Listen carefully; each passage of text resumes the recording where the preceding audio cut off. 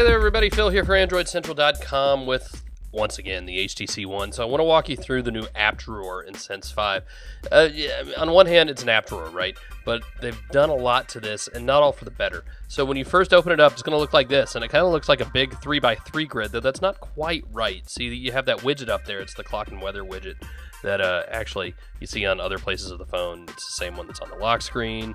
Open it up, and it's actually the same one that's over here on top of Blink Feed as well.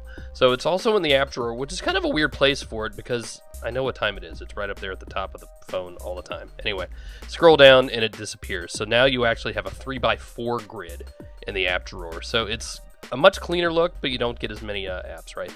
You also have this little options bar, and we'll go through that in a second. And again, if you scroll, it disappears as well.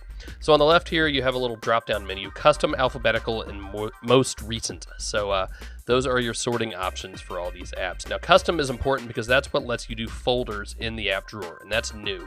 It's kind of a big thing. It's kind of cool. HTC has set some up for you, and you can make your own.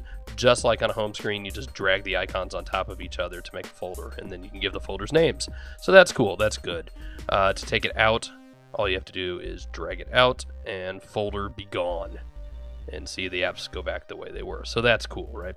You can also sort alphabetically, which I think is the way I prefer it. It's just easier on my brain because I know where things are supposed to be. And you see now you can't make a folder. So you can only do that on the custom. In fact, you get a little note down there at the bottom that tells you. So you can only make folders when you're in the custom view. Same thing for most recent, right? So we'll go back to custom for now. Also, you have this option to search.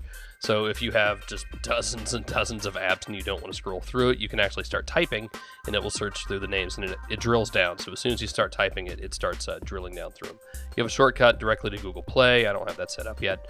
And then you have this overflow menu for hide apps, manage apps, and grid size. So hide apps is kind of cool. So anything in here that you don't want to use, this is different than disabling. This just hides it from the app drawer, right? So I'm going to hide 7 and flash settings, and you see now they're gone. If you want to get them back, it's just as easy. So, right, they're not anywhere on here. If you want to get them back, you just go back to hide apps and then uncheck them. So that's kind of a nice thing, actually. I like that a lot. And then what else? Manage apps. So this will take you into the settings menu, into the normal applications place, so nothing you haven't seen before. And then grid size. So this is how you change the grid size from a 3x4 to a 4x5.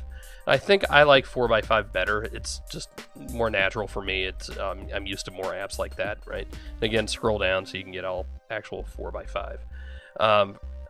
For me, that's a better look, right? Maybe not as clean for some, but you get more apps that way. And again, alphabetical. And now you can see the full 4x5 look. 1, 2, 3, 4. 1, 2, 3, 4, 5. That's what, like 20. We're doing math here, folks. So those are the grid sizes. That's a big important thing as you start because you're probably going to want to change that. Now, watch this. All right, so here's the big deal about moving apps to the home screen. See, I had to drag it up there to the top left first. We'll do it again. So here's the clock. You go up to shortcut, and now you can put it on the home screen. That's different than every other home screen just about in the existence of Android. Normally you just hold down and it goes straight to the home screen. In this case, you have to drag it up to shortcut first. I can think of a couple reasons they did that. Here's the other way to do it, and that's if you go into the personalize and then customize home screen section. You can just drag them on directly like that. It's a little easier this way, I think. So the reason that shortcut thing is there, I think, is because you have the folder actions, right? So this differentiates that, and it says, all right, you're holding it, you're not going to want to make you're not going to want to make a folder, so now we're going to put it on the home screen. Okay, it's a little tricky, and it's an extra step and a little tougher on my brain. The other new thing down here is this launcher bar, and that's technically what HTC calls it. You can call it a dock. Anything that's in that will not show up in the app drawer, and I'm not crazy about that. So like the camera, you see doesn't show up listed in the app drawer, right? And so that's a little tougher on my brain. It's alphabetical. I expect to see it. So all in all, they've kind of complicated things a little bit, I think. That's it. Hey everybody, it's Phil from Android Central, and if you want to help out the site and look good, go get the best damn Android t-shirt anywhere from shopandroid.com.